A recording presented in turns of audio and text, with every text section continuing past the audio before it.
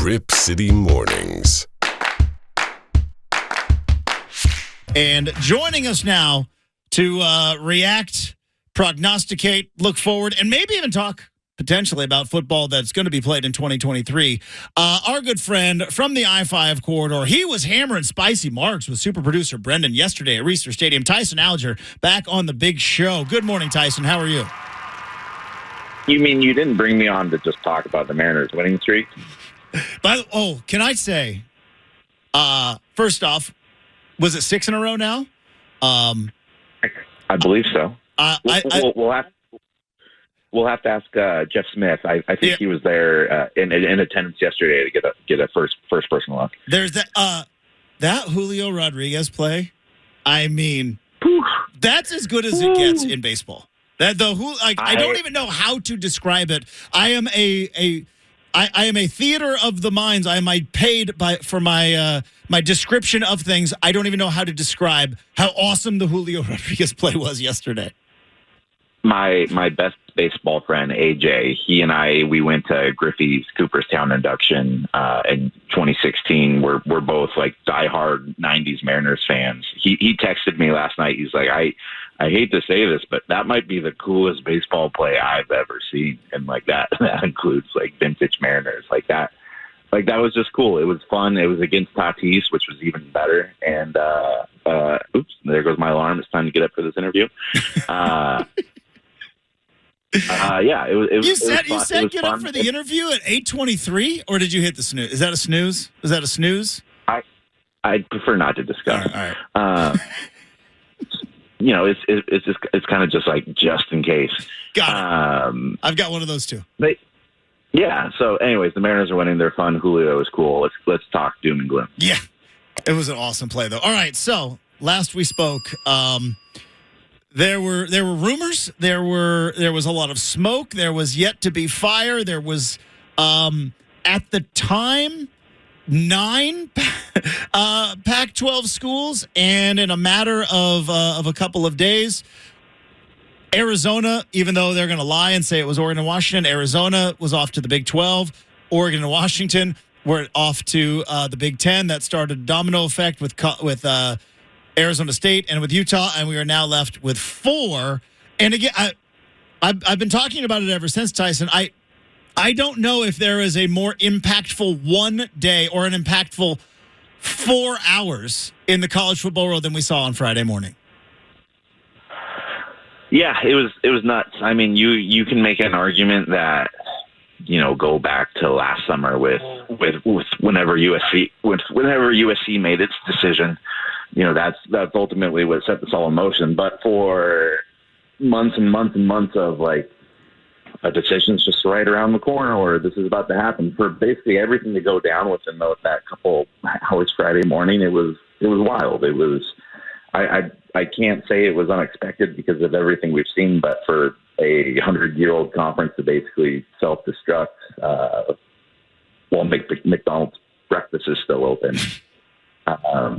Yeah, it was quite the day. So let's try to kind of parcel this out because it is there are multiple facets here. I for one, and some people might find this a bit surprising, I don't like this at all. I know that Oregon is going with Washington. They got themselves a dance partner. They got into the Big 10. They got a life raft, maybe the best life raft you could possibly get. And I understand Oregon, Penn State, and all of the Big Ten intrigue is all going to be there. But I also grew up watching the Civil War, having Civil War being the most important football game of my childhood growing up. The fact that is now gone, and I understand that the landscape of college football, Tyson, should have told me that nothing is sacred, and do not put your emotions into things and hope that the right thing could be done. But as I talked with Bill Oram, our good friend, on Monday, I am a dreamer and a fool, and boy, do I feel real foolish this week because I thought ultimately the right thing was going to be done. Should have known better. Yeah. You've been in this way too long, Justin, to not know better here. I know. I should have known better. And It's so hard to tell too, like what everyone's actual intentions are, because I mean, this kind of felt like it got set up to where it looks like it's completely Oregon and Washington's fault at the last minute there by not even showing up to the meeting and going to the Big Ten. But I think so much happened over a series of that week, and it's just I think everyone was looking out for their best intentions, and if you go from Oregon's perspective, I think this is going to be really, really awesome as long as Oregon remains really, really awesome at football. But if they ever go through any lulls, and as solid as things feel right now, it felt like that way in 2014 and 2015 too. Like bad streaks of football can come unexpectedly, and when you're winning and you're beating Penn State and Michigan and Ohio State, like the Big Ten's going to feel like the best thing in the world. But if Oregon starts struggling and then it loses some of those local connections, I really do worry about the extremes of this, because I think it can go extremely well for the Ducks. But they've pulled every bit of tradition and nostalgia and margin for error out of this thing, because if you're not going to be winning in this era where it's only about winning and only about making gobs of money, if you're not doing that, you don't really have anything else to fall back on. Tyson Alger from the I-5 corridor joining us here on 620 Rip City Radio. One last thing on kind of the post-mortem here, which is now that we see Oregon and Washington were coveted by the Big Ten, as were USC and UCLA, and the fact that the four corner schools ultimately got into the Big 12, and potentially the ACC may want Cal and Stanford. Let's just live in a world where they do. Tyson, how bad of a negotiator must Kliavkoff have been if 10 of the 12 teams in this conference all end up in big-time conferences? How could he not get a deal done? How could Apple TV subscription only, fundraiser tiers, I mean, like selling Mary Kay products is what your athletic department is going to be. Boy, how bad of a negotiator must he have been? Because it seems as though the product of Pac-12 football is somewhat valuable, because the Big 10, Big 12, and ACC are all in the business of buying the parts.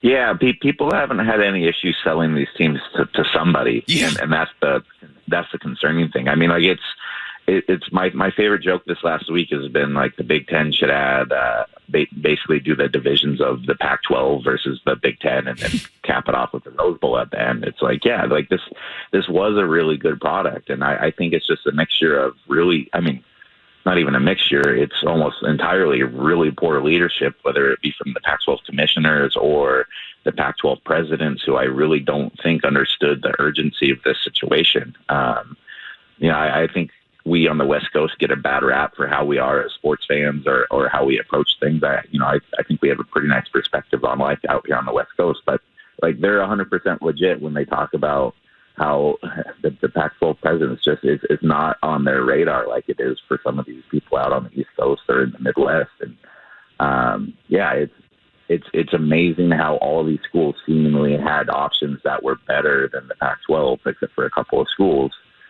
and yet they couldn't get anything done. Like if I'm Oregon State and Washington State, this is what makes me even more furious, because those two schools have built really good programs despite not being the most premier cities or the premier markets, but they've kind of played by the rules and they've gone about making things like as they should, and it should have worked. Like this conference should have worked, and it's just they were let down.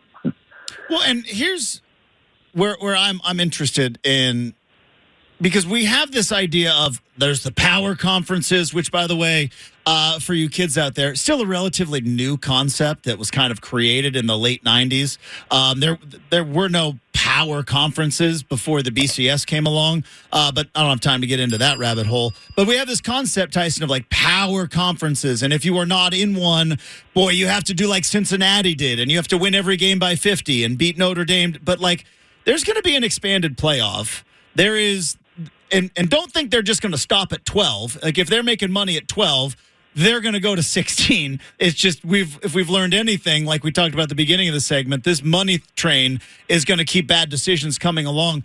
I wonder if maybe the concept of power conferences isn't as exactly as power and non-power. If there's going to be kind of middle areas or gray areas that Oregon State and Washington State can sneak into.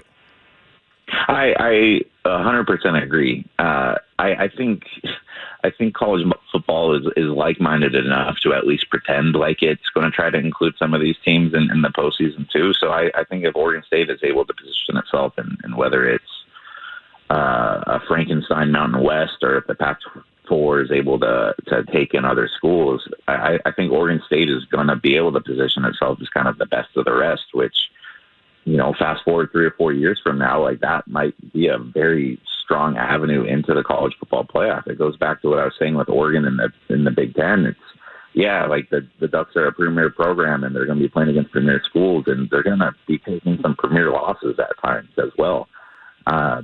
Looking at Oregon State and especially even like touring the facility yesterday, like everything feels right-sized about that program. Like it doesn't feel like a program that's built itself outside of its means. Like it's now a modern-day program, and if they can figure out ways to kind of survive outside the margins here, most importantly, keep Jonathan Smith in tow.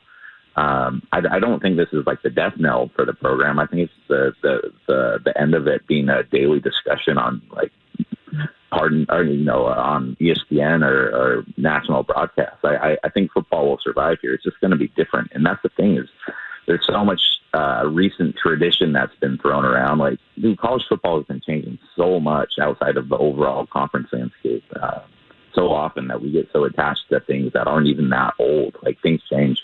I think Oregon State's still going to be able to thrive in this. So I don't know if thrive is the right word to be using right now, but I think they'll be able to navigate away. Tyson Alger from the I-5 corridor joining us here on 620 Rip City Radio. I know Jonathan Smith made some comments yesterday, and obviously Dan Lanning and Rob Mullins at Oregon have both kind of expressed they want to continue with the rivalry game. I'm old school. I still call it Civil War. I don't know how much that benefits either program moving forward, Tyson, especially if you're Oregon State, how anybody could expect them to commit to a non-conference game when they don't have a conference yet. And also playing that game week 3 on a hot September afternoon. Again, I don't know if it's ultimately going to happen, but where are you both from an Oregon standpoint and an Oregon standpoint? If we kind of take emotion out of it and take nostalgia out of it, which is hard for me, is it even beneficial football wise to continue with the rivalry game, knowing that it's going to have to be played at the beginning of the season and essentially knowing that Oregon State's just not going to be mediocre all of a sudden? They're already that's adding another really good opponent to Oregon's schedule. Yeah, it's kind of a tough matchup if you're talking just from a football perspective. I don't think either of those teams want to play that big of a non-conference game, especially locally in September, especially if it's going to be 100 degrees and smoky. I mean, I've been uncomfortably cold at a few Civil Wars, so I wouldn't mind potentially picking up a sunburn or heat stroke just to say it happened, but. I just don't like if I'm Oregon State, it's just, unless you're going to be making a lot of money off of this game, just why? Like, Oregon's for the last 20 years, Oregon's already been a school that's been at an advantage financially, and now that gap is going to get significantly larger, especially if Oregon State's going to be dropping to a tier where it's making less money than what they took into the Pac-12 this year. It's just volunteering yourself for a beatdown. And then on the flip side, if you're Oregon and Oregon State catches you one of these years, I mean, there's been several times this last decade where a less talented Oregon State team has beaten the Ducks. Like, that's potentially a playoff race ending loss there. So I just think that the actual logistics there don't make sense. And I also think it's kind of a little bit arrogant of Oregon to be the school that comes out first to say, like, oh, we want to continue playing this thing. Well, yeah, you're the ones who are breaking up with them. Like, I've been in that situation and outside of football terms before, and it just never works, Justin. I mean, it did give very, like, we can still be friends vibes. Like, you know what I mean? Yeah. Like, hey, we can, like, absolutely, we're going to stay in touch. Let's stay friends. I just like how much you make me laugh, and I don't want that out of my life. Yeah. I try to take nostalgia and emotion out of it. If I'm the Beavs, like, there's no way I would want to schedule that game and just out of spite. And I just said I was trying to take emotion out of it, and I failed to do so, but just out of spite. And again, the other part of it is we are coming into such an unknown. What is a path for a school that is not in the one of the four conferences remaining? What is the path to get into the college football playoff? Is it that necessary to schedule? Like, is it going to be like Gonzaga in basketball, where you're going to have to put a monster non-conference schedule? What's the rest of your schedule already look like? I thought it was. You have to ask the question, but Jonathan Smith was 100% correct. It's like, I can't even fathom, and I'm paraphrasing, what my non-conference is going to look like. We don't know what conference we're going into. You know what I mean? Yeah, it's kind of. I know that's kind of the discussion that everyone here wants to have, because as fans, it's the immediate what happens to Oregon and Oregon State. But like, Jonathan's got a few other things to worry about right now. Like, you know, that's a future Jonathan problem. You know, like current Jonathan, he's got a team to worry about. He's got a where their team's going to end up. Again, I don't want to keep circling around just like how depressing this is, but I mean, like, yesterday should have been such a joyous occasion with this stadium. Like, the fact that they got this thing built and it's being unveiled this season, like this season of all seasons, as this team is potentially peaking. I hope they win a lot of football games this year, Justin. I think that would be fun. Tyson Alger from the I-5 Corridor joining us here on 620 Rip City Radio. As I mentioned at the top of the segment, you and super producer Brendan, you guys were down at the new Reeser. You were crushing spicy margaritas. Smart move, by the way, of the Oregon State crew. Like, hey, we're not doing realignment questions, and we're going to get you some margaritas. All right? So that's, I mean, you know, talked me into a good time. But I saw the pictures you put up on Twitter. Brendan and I have talked about it, but fancy new stadium before any dents, right? Like that first new car, still got that new stadium smell, I would imagine. And it looks like a pretty legit, you know, new stadium. It's a really nice facility. Like, I really enjoyed my tour. I got a little worried when, you know, they were actively encouraging more people to get into the elevator, because at Old Reeser, that was kind of like laughing at the gods. Like, that's the story of Icarus, my friend. But the world-class elevators, the press box was spectacular. You can see the whole field. Even the top seats, even at the top level, you don't feel like you're too far away. Like, there's not a whole lot of bad seats in the building. It feels like a modern facility. It feels like the right facility for them. I thank God they got the thing built, because I don't know if that would have happened if everything was fast forwarded 5 years from now. Mm-hmm. And, you know, I know they have quite a bit of debt to pay off from that thing. But, you know, again, that's future them problem. It's kind of hard to blow up this. Actually, wait, never mind. They blew up the last stadium. So, you know, just play the games and worry about the financial part later, right? Well, they're still rivals, Oregon and Oregon State, for the time being, and I think kind of will always be, because of just the history of their of the rivalry. Tyson, anybody that's been around this knows that Oregon State can't have nice things and Oregon not try to top them, right? Hey, they went to the College World Series. Great, we're going to build a baseball stadium. We got a baseball team now. No, it has nothing to do with the Beavs. This is just what we do. So Oregon State is not allowed to have nice things without Oregon trying to top it.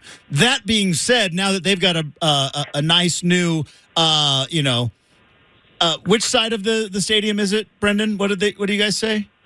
West side of the stadium, even though it points mostly south. How long till now Oregon has to get the north side of that stadium redone? I imagine they're out there with shovels this morning as we speak.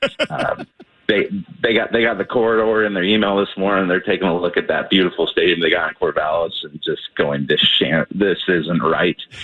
So I think Phil just wired over about $2 billion that he was going to spend on the Blazers, and they're going to just build a spaceship.